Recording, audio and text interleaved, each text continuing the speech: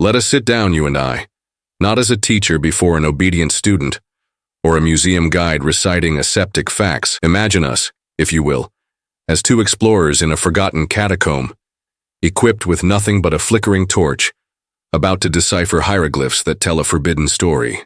The story of one of the titans of the 20th century, a name that echoes with the gravity of ancient monoliths, Alberto Giacometti. I ask that you set aside, for a moment, the image that popular culture, art books, and even philosophers have built for him. Forget the tortured genius, the existentialist ascetic with perpetually clay-stained hands, the patron saint of artists who suffer in cold Parisian garrets. That image, while containing fragments of truth, is, in its essence, a smokescreen, a convenient and masterfully maintained facade that conceals a labyrinth of calculated cruelty, predatory obsession, and a darkness so visceral and profound that, if revealed in its entirety, would make his famous sculptures look like figures from a melancholy amusement park. We are here to talk about the man, Alberto Giacometti, the man whom he, with all the fury of his being, would loathe for you to know. And why will we commit this desecration?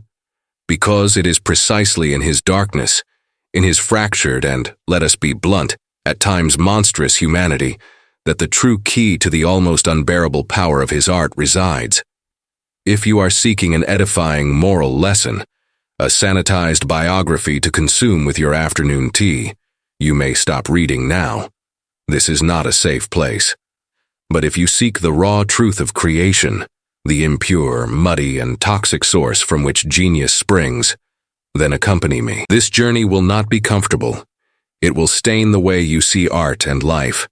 But I promise you that by the end, you will never look at one of his slender, silent figures in the same way again. To understand Giacometti's dark side, we must first understand the pedestal upon which art history has placed him, and the crushing weight that pedestal exerted on everyone around him. Born in 1901 in Borgonovo di Stampa, a Swiss village nestled and almost suffocated by the oppressive majesty of the Alps, Alberto was not a talent that sprang from a vacuum.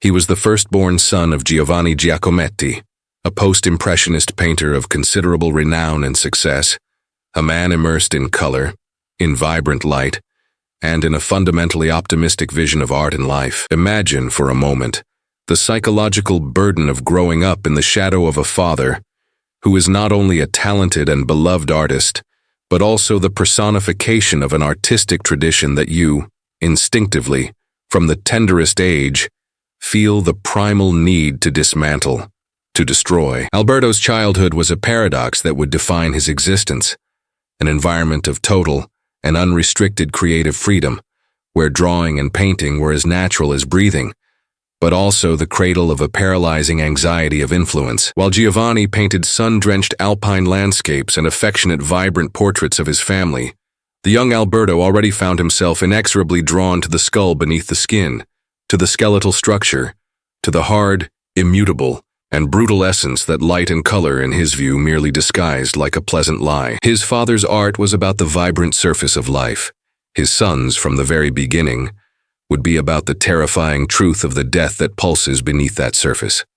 His younger brother, Diego, would be his shadow, his technical support, his existential anchor for his entire life.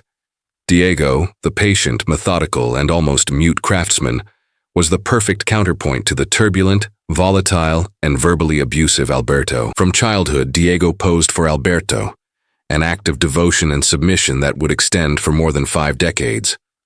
While Alberto, in creative furies, obsessively destroyed and recreated the same heads in clay, it was Diego who, later, with his unparalleled skill, would master the complex and alchemical art of bronze casting, giving permanence to his brother's fleeting and ever dissatisfied vision. Without Diego's constant and selfless presence, it is very likely that Giacometti's canon, as we know it, would simply not exist.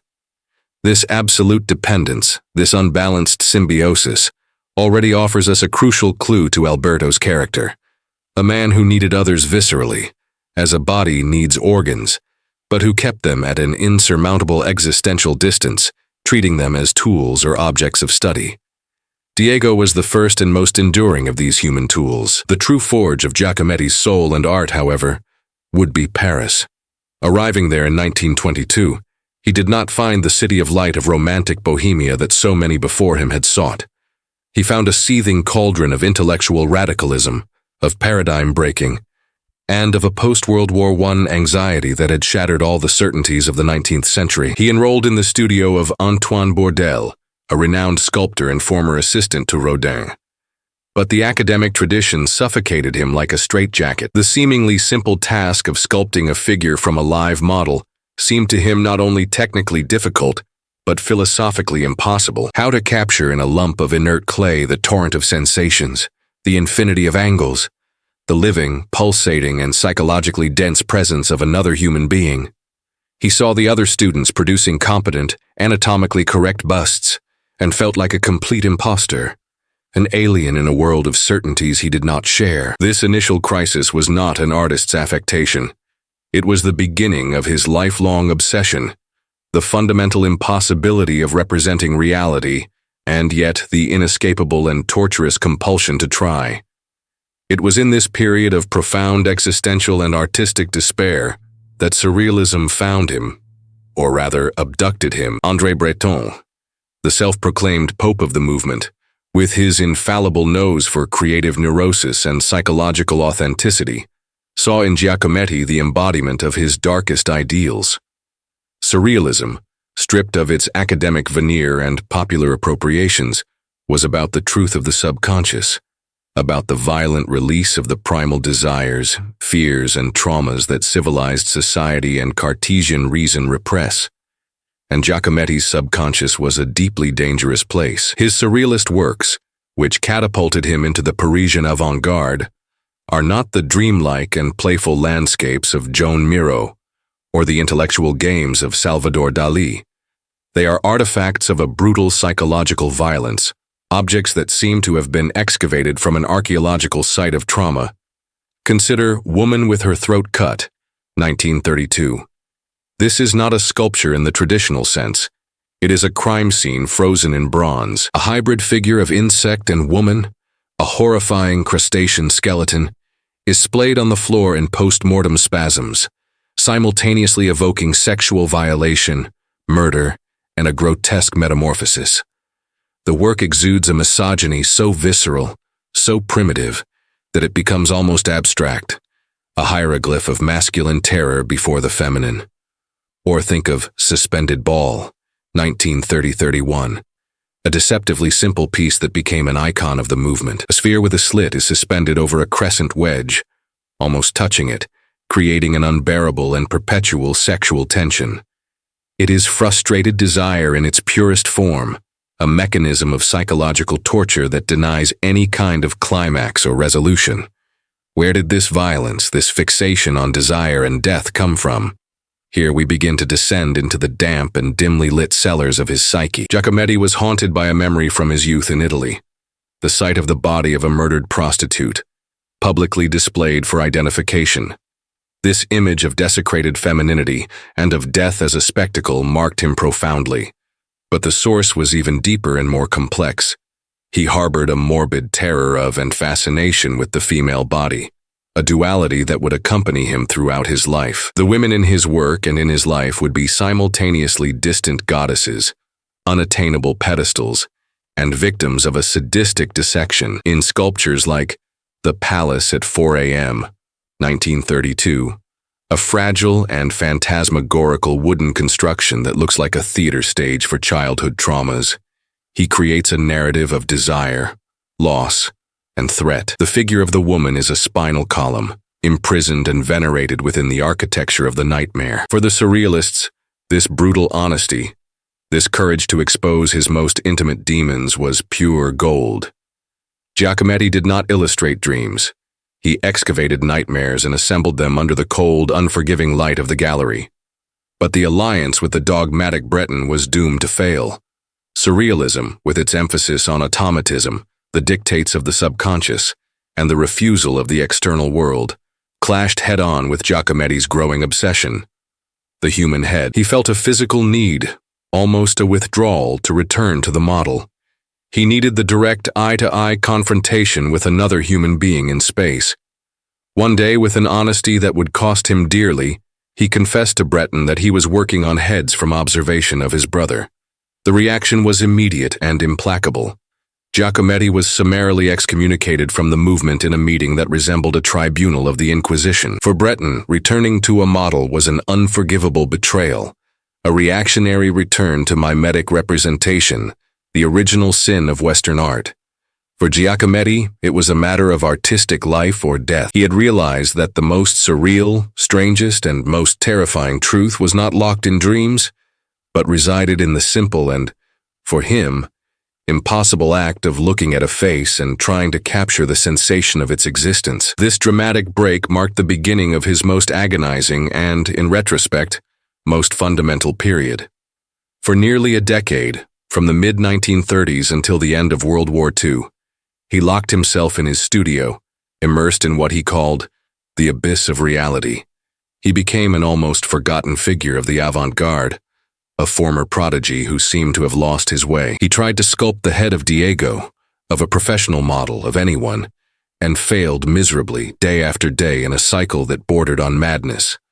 Clay was added and removed in an endless ritual of creation and destruction. The head, under his intense gaze, either disintegrated into nothing or became an anonymous object, a lifeless lump. The problem, he realized, was perception. He discovered a terrifying paradox. The more he looked, the less he saw. Reality, as we understand it, dissolved before his eyes. The presence of a person was not a solid, stable form, but a vibration, a fleeting energy in space, a momentary apparition. How does one sculpt an apparition? The Second World War pushed him into a self-imposed exile in Geneva, and it was there that this crisis reached its paradoxical apex. His sculptures began to shrink. And this was not a subtle or stylistic shrinkage. They became minuscule, plaster figures no more than 2 or 3 centimeters high, which he, according to legend, transported in matchboxes. His friends in Paris feared he was losing his mind, but the logic behind it was relentless and phenomenologically precise. He later explained that, when he saw a person at a distance, they did not look smaller in relation to an idealized real size. They were smaller. The image that formed on his retina, the sensation of their presence in his visual field, was diminutive. To sculpt in life size, or on any conventional scale, seemed to him a lie, an arbitrary convention that betrayed the real experience of the act of seeing. His miniatures were the result of a brutal honesty with his own perception. They were proof that he was losing his grip on the physical world, that reality was slipping through his fingers like fine sand. It was rock bottom, a failure so absolute that it became a form of epiphany, the dark night of the soul of his artistic journey. When he returned to Paris after the liberation in 1945, something had fundamentally changed in his vision. The collective trauma of the war, the atmosphere of a city that had survived the absurdity of occupation, and his own personal and philosophical crisis converged to give birth to the figures that would make him world famous. The problem of size and distance was solved with a new and radical intuition. To capture the sensation of distance, the figure did not need to be physically small. It needed to be thin, extremely thin, almost two-dimensional. The mass of the sculpture was stripped away, corroded, as if devoured by the surrounding space. What remained was the pure essence of verticality, the line of force of a human being standing, resisting the annihilating pressure of the void. Thus was born the Giacometti the world knows, the existentialist Giacometti. And here, we must be brutally honest and demystify the process a bit. Giacometti's meteoric rise to stardom in the post-war period was not due solely to his undeniable genius, but also to a perfect and almost miraculous confluence of his art with the philosophical zeitgeist of the era. Paris was the epicenter of existentialism, and Jean-Paul Sartre, its most celebrated and charismatic spokesman, found in Giacometti the perfect materialization of his abstract theories. Giacometti's figures, solitary, fragile, yet irreducibly present, defined by the void that surrounds and gives them form, were the exact image of the Sartrean man, a man condemned to be free, thrown into the world without a predefined purpose, whose essence is shaped only by his actions and his confrontation with nothingness. Sartre wrote seminal texts on Giacometti's work, such as The Search for the Absolute, describing his figures as suspended halfway between being and nothingness.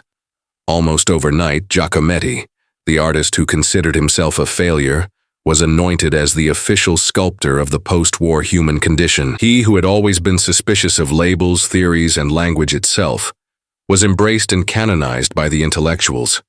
This fame, however, brought him no peace. On the contrary, it only intensified his contradictions and exacerbated the darkness he had always carried within him, giving him license to behave in ways that perhaps were previously suppressed. It is at this point in his life, at the height of his consecration, that the curtain opens onto his personal life, and the view is anything but pleasant. The studio at 46 Rue Hippolyte Mandron, now an almost sacred place of pilgrimage, was his kingdom and his self-imposed prison. A tiny, gray, frigid space in winter, covered by a plaster dust so thick it seemed like a shroud on every object, was the only place in the world where he felt alive and functional. It was a microcosm of his mind, chaotic, in a constant state of flux where potential masterpieces were destroyed with the same frequency as they were created. But this sanctuary of art, this temple of existentialism, was also the stage for an implacable domestic tyranny and a systematic psychological cruelty. The main victim of this tyranny, the human sacrifice offered on the altar of his art, was his wife, Annette Arm. Giacometti met her in Geneva during the war. She was young, intelligent, from a respectable family, and was completely captivated by his intensity, his dazzling intelligence, and the aura of misunderstood genius that he cultivated. Upon marrying him in 1949 and moving to Paris, Annette probably imagined a bohemian life, yes, but alongside a great artist, participating in his journey. What she found was a form of servitude. Her existence was completely subsumed by his. She became his primary model, forced to pose for hours on end, motionless in silence while he dismantled her with his gaze, struggling to capture her presence while, in real life, systematically denying it. He subjected her to constant and terrifying public humiliations. In cafes like Les Deux Magots or the Flore, filled with friends and admirers, he would insult her loudly, belittle her intelligence, mock her opinions, and treat her like a servant or a foolish child. He refused to improve the miserable conditions in which they lived. Even when he became one of the richest and most famous artists in the world, the studio had no hot water. The toilet was primitive. It was a regime of deprivation, imposed not by necessity, but by a sadistic personal philosophy. For him, comfort was the enemy of art, the death of perception, and he dragged Annette into his forced asceticism, denying her the most basic comforts he could easily provide. Why did she stay? It is a complex question that defies easy and anachronistic judgments. There was, undoubtedly, a genuine and profound belief in his genius, a conviction that she was participating in something historically important. There was also, perhaps, a form of emotional dependence, an artistic Stockholm syndrome, where the captive falls in love with the cause of her captor. She sacrificed her own identity, her youth and her happiness on the altar of his art, an art that, ironically, was dedicated to exploring the essence of human existence. The paintings and sculptures he made of Annette are the chilling documents of this abusive relationship. They are portraits of a woman who is disappearing, whose face becomes a mask of anguish and resignation, whose eyes are pools of unfathomable sadness. He painted and sculpted her not as the woman he loved, but as a perceptual problem to be solved, a radical other that he could never reach or possess. Annette's tragedy is that the more he looked at her as an artist, the less he saw her as a person. But Giacometti's cruelty towards women was not limited to his wife. If Annette represented the failed attempt at domesticity, the anguish of permanence and selfless love, there was another woman who embodied her exact opposite: raw desire, transgressive freedom, the anarchy of the underworld, and the abyss. Her name was Yvonne Poireau, but he called her Caroline.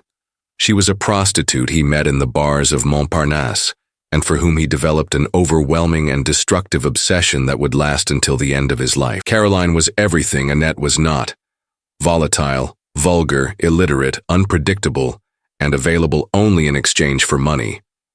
For Giacometti, this explicitly transactional relationship was, paradoxically, more pure and honest. It was free from the complexities, the lies, and the demands of love and commitment. He could project onto her all his fantasies and fears about the feminine without the consequences of real life. He spent an incalculable fortune on Caroline. He bought her luxurious apartments, sports cars she barely knew how to drive, expensive clothes, and gave her wads of cash that she frequently lost, was robbed of, or spent in a few hours in a spiral of chaos. This prodigality was a spectacle of self-destruction and an act of passive aggression against Annette. While keeping his wife in precarious conditions, he literally burned his money on this obsession. The nights were spent in luxury bars and brothels, on long aimless taxi rides through Paris, drinking champagne and talking until dawn. These expeditions into the underworld were, for him, a way of connecting with a more authentic reality, far from the artificial world of art galleries, collectors, and the intellectuals who adulated him. Caroline, with her earthy presence and her complete indifference to art, was his antidote to the sanctification he so despised. And of course, Caroline also became one of his models. The portraits he made of her are electrifying, full of a nervous energy, a physical presence, and an explicit sexuality that are completely absent in his ethereal and suffering depictions of Annette. In Caroline, he saw a force of nature, a vitality that terrified and attracted him in equal measure. The dynamic between the three was a psychological hell deliberately orchestrated by him. Giacometti made no secret of his relationship with Caroline. On the contrary, he flaunted it. He took her to the same cafes he frequented with Annette, forcing the two women to meet, to sit at the same table in a silence laden with tension and humiliation. He subjected his wife to a calculated torment, perhaps as a way of testing the limits of her loyalty, perhaps out of pure sadism, or perhaps because he needed this drama, this friction, to feel alive. The existence of these two opposing muses reveals the deep fracture in his psyche. He needed the stability, order, and selfless devotion of Annette to have a base, a point of return, a home to come back to after his forays into chaos.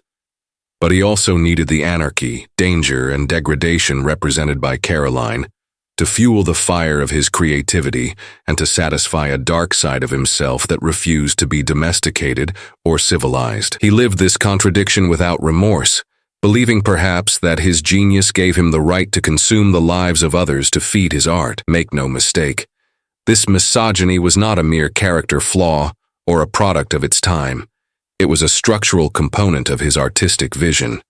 His incessant search for truth in representation was intrinsically and inseparably linked to his inability to relate to women as equal and complex human beings. He placed them on pedestals, literally, in his sculptures. The famous Women of Venice are the ultimate example, transforming them into distant idols, totems of an unattainable otherness, immobile and silent goddesses. At the same time, he dissected them with an almost clinical, violent gaze, reducing them to lines of force, to phantasmagorical presences corroded by space, denying them flesh, blood, and agency. The woman in his work is always the quintessential other, the ultimate mystery that he tries to penetrate and possess through art, but that always escapes him. His art is the record of this lost battle, of this attempt to dominate the feminine that always results in its dematerialization. And what of his famous friendships with the great intellectuals of the era? Besides Sartre, he was close to Simone de Beauvoir, Jean Genet, and Samuel Beckett. These relationships were complex and full of nuances. He admired their intelligence but maintained a fundamental and insurmountable distrust of language. For Giacometti, words were coarse approximations, nets with meshes too wide to capture the immediate and fleeting reality of perception. His friendship with the Irish playwright Samuel Beckett was perhaps the most symbiotic and silent. Both were artists of stripping away, obsessed with subtracting, with eliminating, until only the essential, the bare bone of existence, remained. Beckett's characters, trapped in an eternal return of meaningless words and gestures, waiting for something that never arrives, are the literary cousins of Giacometti's sculptures trapped in their insurmountable spatial solitude. It is not surprising that Beckett invited Giacometti to create the set for his seminal play, Waiting for Godot, a single, skeletal, and fragile tree, which was the perfect embodiment of the Beckettian and Giacomettian universe, a universe of absence and persistence. But even in these friendships with his intellectual peers, his difficult and abrasive personality shone through. Jean Genet, the marginal writer, thief, prostitute, and poet of the underworld, wrote one of the most brilliant and intuitive texts about Giacometti's studio, describing it as a sacred place, where the plaster dust was not dirt, but the testimony of the artist's battle, the powder of pulverized diamonds. Genet, coming from the same marginality that fascinated Giacometti and Caroline, understood the sanctity that can exist in degradation. However, their relationship was marked by mutual admiration and constant tension. Giacometti was a man of few words, and his communication was often brutally direct, devoid of any social veneer. He had no patience for formalities or for what he considered to be intellectual pretense. He lived entirely inside his own head, and the outside world, even when inhabited by geniuses like himself, was often an irritating distraction from his one and only true concern, the struggle with the clay, the battle lost in advance against the impossibility of seeing.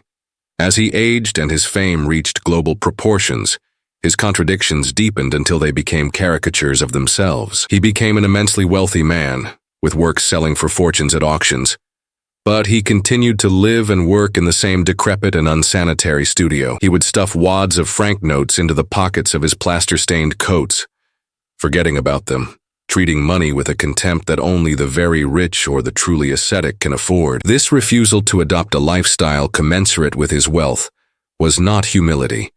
It was a form of arrogance, a performative declaration that he was above and beyond bourgeois conventions.